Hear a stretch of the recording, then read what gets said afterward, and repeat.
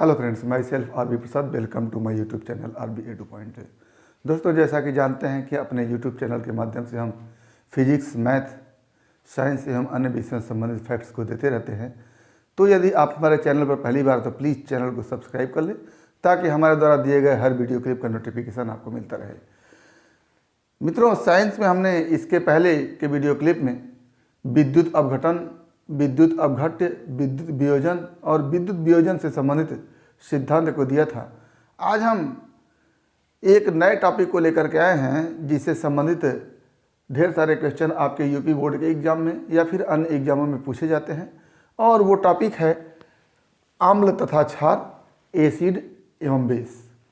तो अम्ल एवं क्षार होते क्या है, इस संदर्भ में अनेक वैज्ञानिकों ने अपना अपना सिद्धांत दिया है, जिसमें आरहेनियस का सिद्धांत, ब्रांस्टेड तथा लॉरी का सिद्धांत और लुईस की संकल्पना चर्चित मानी जाती है। तो आइए हम आरहेनियस के सिद्धांत के अनुसार देखते हैं कि अम्ल किसे कहते हैं और क्षार किसे कहते हैं। तो जैसा कि इसके पहले आप जानते हैं कि आरहेनियस ने अपने विद्युत वियोजन का सिद्धांत दिया। इस विद्युत वियोजन के सिद्धांत में उन्होंने बताया कि यदि किसी पदार्थ को जल में घोला जाता है तो वो दो प्रकार के आयनों में वियोजित हो जाता है, जिसको हम धन आयन एवं ऋण आयन के रूप में जानते हैं। तो जब पदार्थ धन आयन एवं ऋण आयन में वियोजित हो जाता है तो यह प्रक्रिया विद्युत अपघटन कहलाती है। उसी धन आयन में यदि कुछ स्पेशल आयन हो जाए या फिर उसी ऋण आयन में कुछ स्पेशल आयन हो जाए तो उसी आयनों के आधार पर आरहेनियस ने बताया कि अमुक पदार्थ अम्ल होगा और अमुक पदार्थ क्षार होगा। तो उन्होंने बताया कि वे पदार्थ जिनके जलीय विलयन में हाइड्रोजन आयन प्राप्त होते हैं वे अम्ल कहे जाते हैं। यानी आरहेनियस के अनुसार अम्ल वे पदार्थ होते हैं जो अपने जलीय विलयन में हाइड्रोजन आयन को देते हैं। हाइड्रोजन आयन का आशय होता है कि जैसे हाइड्रोजन के परमाणु में आप जानते हैं कि नाभिक में एक प्रोटॉन होता है और इसके चारों ओर एक इलेक्ट्रॉन वृत्ताकार कक्ष में घूमता रहता है। तो जब कभी इस इलेक्ट्रॉन को हम बाहर निकाल देते हैं तो हाइड्रोजन में केवल प्रोटॉन बच जाता है और इसी प्रोटॉन को या इलेक्ट्रॉन निकले हुए हाइड्रोजन को हम क्या कहते हैं, हाइड्रोजन आयन कहते हैं। और इस हाइड्रोजन के सिंबल पर एक प्लस लगा देते हैं। यानी हाइड्रोजन आयन का आशय होता है कि हाइड्रोजन के परमाणु से एक इलेक्ट्रॉन को निकाल दिया जाए तो हाइड्रोजन आयन बन जाता है। तो यदि कोई पदार्थ है उसके जलीय विलयन से हाइड्रोजन आयन हमको मिल जाता है तो वो पदार्थ क्या कहलाता है, अम्ल कहलाता है। और दूसरा इसके विपरीत उन्होंने बताया कि यदि कोई पदार्थ अपने जलीय विलयन में हाइड्रोक्साइड आयन OH पर माइनस चार्ज अगर होता है तो उसको कहते हैं हाइड्रोक्साइड आयन। तो यदि पदार्थ जलीय विलयन में हाइड्रोजन आयन देता है तो वो अम्ल कहा जाता है, और यदि पदार्थ जलीय विलयन में हाइड्रोक्साइड आयन देता है तो वो क्षार कहलाता है। तो आरहेनियस की संकल्पना के अनुसार, आरहेनियस के सिद्धांत के अनुसार अम्ल वे पदार्थ हैं जो जलीय विलयन में, जलीय विलयन का आशय है कि उस पदार्थ का जल में विलयन हो। तो जलीय विलयन में हाइड्रोजन आयन, इसको H+ से लिखते हैं, देते हैं, अम्ल कहे जाते हैं। यानी वे पदार्थ जिनको जल में घोलने पर हाइड्रोजन आयन देते हैं क्या कहे जाते हैं, अम्ल कहे जाते हैं। एग्जाम्पल के रूप में उन्होंने बताया कि ये हमारा CH3COOH है, CH3COOH, इसको हम एसिटिक एसिड कहते हैं। और ये एसिटिक एसिड यदि जल में घोला जाता है, यानी एसिटिक एसिड का जल में विलयन, जिसको हम AQ के रूप में लिख करके दर्शाते हैं, ये एसिटिक एसिड है और इसके सामने AQ लग गया तो एसिटिक एसिड का जलीय विलयन हो गया। अब एसिटिक एसिड का जलीय विलयन बनाते हैं तो ये क्या करता है कि हाइड्रोजन आयन को अलग करता है और साथ में CH3COO- को अलग कर देता है। तो ये क्या हुआ, एसिटिक एसिड का जलीय विलयन हमने बनाया तो हाइड्रोजन आयन को अलग कर दिया या हाइड्रोजन आयन को दे दिया। तो ये जो एसिटिक एसिड होगा इसको हम कहते हैं अम्ल। क्या होगा, अम्ल हो गया। और ये हाइड्रोजन आयन भी जल में घुला रहता है, ये एसिटिक आयन भी जल में घुला रहता है। तो ये हमारा हो गया, एसिटिक एसिड को जल में यदि घोलते हैं तो हाइड्रोजन आयन अलग कर देता है और CH3COO आयन को अलग कर देता है, और दोनों ही आयन क्या होते हैं, जल में घुले होते हैं। तो एक एग्जाम्पल इनका ये हो गया। दूसरा एग्जाम्पल HCl, इसको हम हाइड्रोक्लोरिक एसिड कहते हैं। इसका भी जली विलयन होता है, यानी जल में विलयन जब बनाते हैं तो ये भी H+ आयन को अलग कर देता है और प्लस क्लोराइड आयन को अलग कर देता है, और दोनों ही आयन जल में घुले रहते हैं। ये तो क्या हो गया, HCl भी जल में घोलने के बाद हाइड्रोजन आयन दे रहा है, और एसिटिक एसिड भी जल में घोलने के बाद हाइड्रोजन आयन दे रहा है। तो HCl और एसिटिक एसिड दोनों क्या हो जाएंगे, अम्ल हो जाएंगे। और क्षार के विषय में उन्होंने बताया कि क्षार वे पदार्थ हैं जो जलीय विलयन में हाइड्रोक्साइड आयन को OH- लिखते हैं, देते हैं, क्षार कहे जाते हैं। इसका एग्जाम्पल इन्होंने बताया कि जैसे NaOH है, जब इसका हम जलीय विलयन बनाते हैं, AQ का मतलब जलीय विलयन बनाते हैं, तो ये भी दो पार्ट में टूटता है, और एक पार्ट जो होता है वो हाइड्रोक्साइड आयन होता है, OH- जल में घुला रहता है, और दूसरा पार्ट जो होता है वो Na+ होता है, यानी ये सोडियम आयन हो गया, ये भी जल में घुला है, और हाइड्रोक्साइड आयन भी क्या है, जल में घुला है, लेकिन दोनों क्या हो गए, अलग अलग हो गए। तो ये NaOH जल में घुलने के बाद हाइड्रोक्साइड आयन दे रहा है, और हाइड्रोक्साइड आयन देने के कारण ये क्या हो गया, क्षार हो गया। बिल्कुल इसी तरह से KOH का जलीय विलयन, ये भी OH आयन देता है या हाइड्रोक्साइड आयन देता है, और प्लस पोटेशियम आयन देता है अलग से। तो ये क्या हो गया, ये भी हाइड्रोक्साइड आयन दे दिया, तो ये भी हो गया क्षार। इसी प्रकार से अमोनियम हाइड्रोक्साइड NH4OH का जलीय विलयन, ये दिया हमको हाइड्रोक्साइड आयन OH-, इसका भी जलीय विलयन, और प्लस NH4 अमोनियम आयन, और ये भी जलीय विलयन हो गया। तो क्या हो गया, ये NaOH हाइड्रोक्साइड आयन दिया, KOH हाइड्रोक्साइड आयन दिया, और NH4OH ये भी हाइड्रोक्साइड आयन दिया।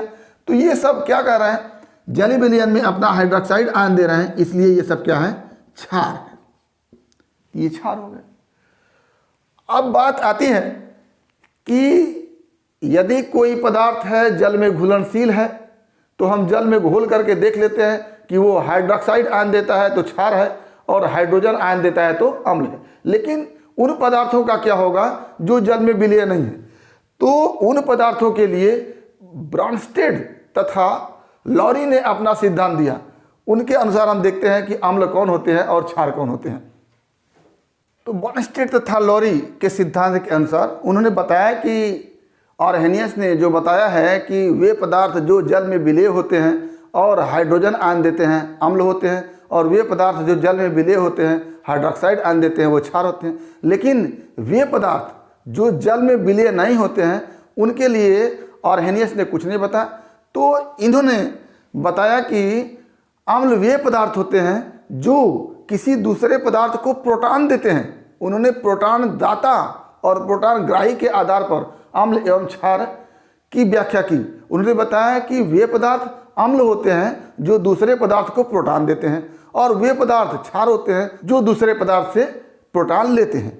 तो बॉर्नस्टेड तथा लॉरी ने अपने सिद्धांत बताया कि वे पदार्थ जो दूसरे पदार्थ को प्रोटॉन देते हैं अम्ल होते हैं, तथा वे पदार्थ जो दूसरे से प्रोटॉन लेते हैं क्षार कहे जाते हैं। यानी प्रोटॉन दाता एवं प्रोटॉन ग्राही के आधार पर ब्रॉन्स्टेड और लॉरी ने अपना सिद्धांत दिया कि जो प्रोटॉन दाता होगा वो अम्ल कहा जाएगा, और जो प्रोटॉन ग्राही होगा वो क्षार कहा जाएगा। एग्जाम्पल के रूप में उन्होंने बताया कि जैसे HCl है, और जब इसको जल में घोलते हैं तो ये प्रोटॉन को देता है, और प्रोटॉन को दे करके क्या बनाता है, H3O+ और Cl- बनाता है।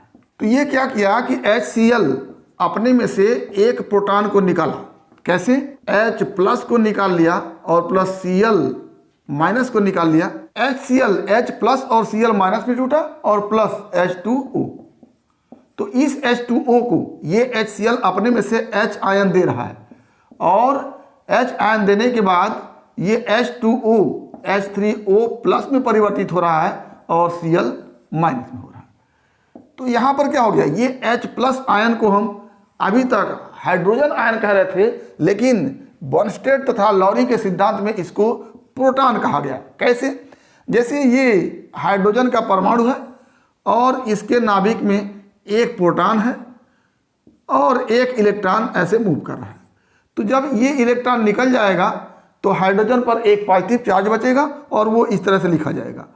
तो हाइड्रोजन पर पॉजिटिव चार्ज या हाइड्रोजन आयन कहे या इस इलेक्ट्रॉन के निकल जाने से ये केवल प्रोटॉन बच रहा है, तो इसी को हम प्रोटॉन भी कह सकते हैं। तो ब्रॉन्स्टेड तथा लॉरी ने इस हाइड्रोजन आयन को प्रोटॉन के रूप में देखा और कहा कि देखिए HCl H+ यानी प्रोटॉन और क्लोराइड आयन में टूट रहा है। ये HCl अपने से प्रोटॉन को निकाल करके जल को H2O को दे रहा है, इसलिए HCl क्या हो गया, प्रोटॉन दाता हो गया। यानी क्या हो गया, HCl प्रोटॉन दाता। और जब HCl प्रोटॉन दाता है तो ये क्या हो जाएगा, अम्ल हो जाएगा। ठीक। इसके विपरीत क्षार के लिए उन्होंने बताया कि जैसे NH3 है, NH3 है, इसको अमोनिया कहते हैं, इसको हम दूसरे पदार्थ H2O से मिलाते हैं तो NH3 इस H2O का प्रोटॉन ले लेता है और जब एक प्रोटॉन लेगा यानी H+ लेगा तो ये बना देता है अमोनियम आयन NH4+ और यहाँ से बच जाता है हाइड्रोक्साइड आयन OH-।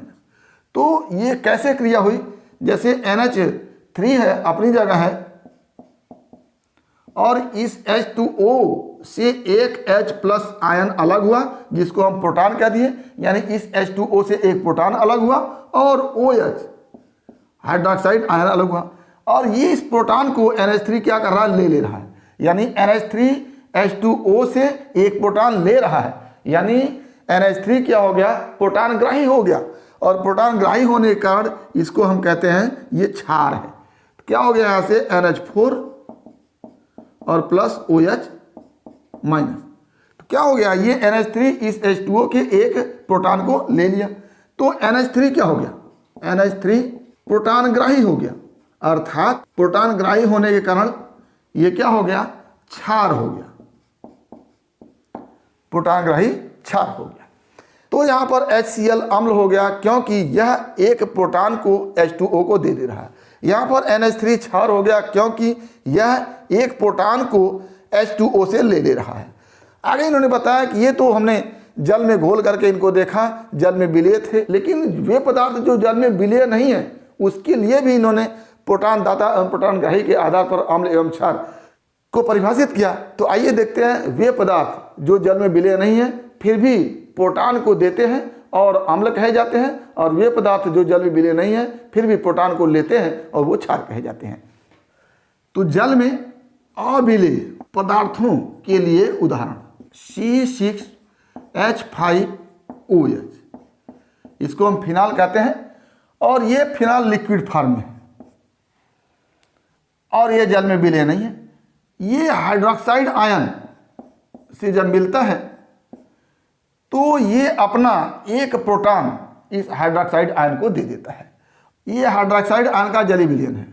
अब जब ये फिनाइल एक हाइड्रोजन आयन या एक प्रोटॉन को OH हाइड्रोक्साइड आयन को देता है तो यहाँ से बन जाता है C6H5O- आयन जलीय विलयन के रूप में, और यहाँ से प्लस हो जाता है H2O, ये लिक्विड हो गया।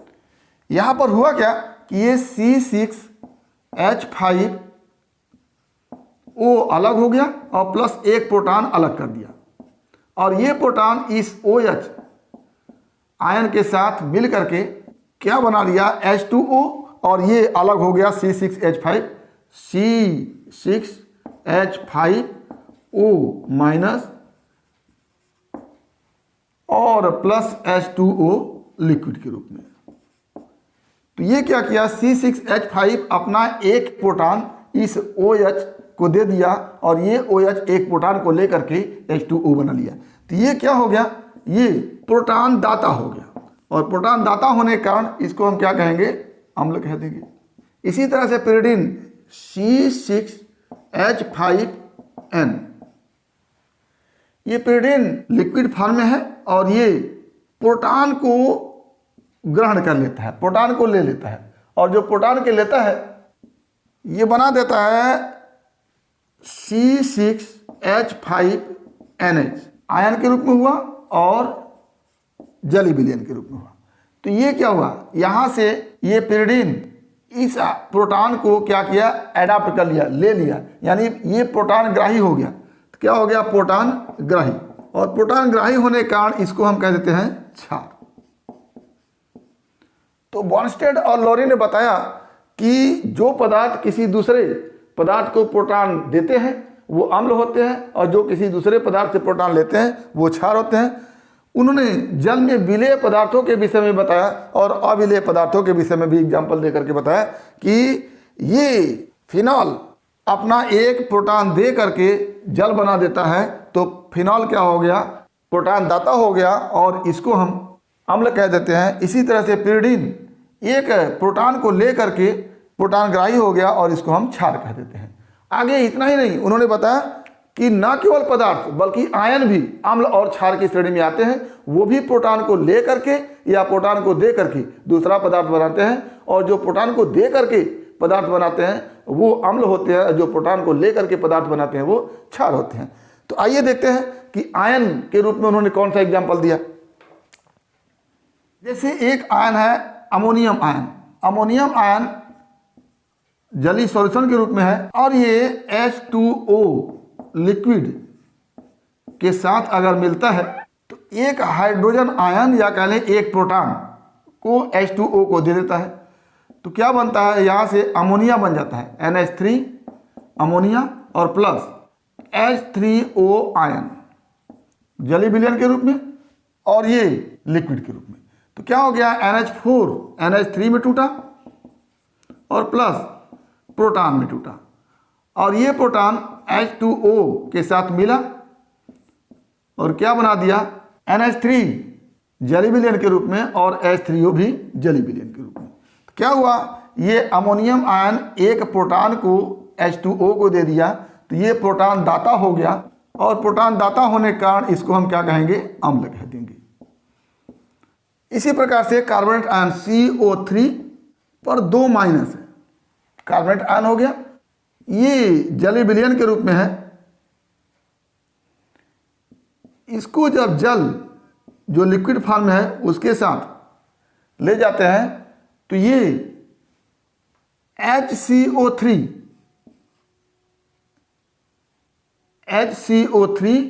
पर -1, क्यों, क्योंकि यहाँ का एक प्रोटॉन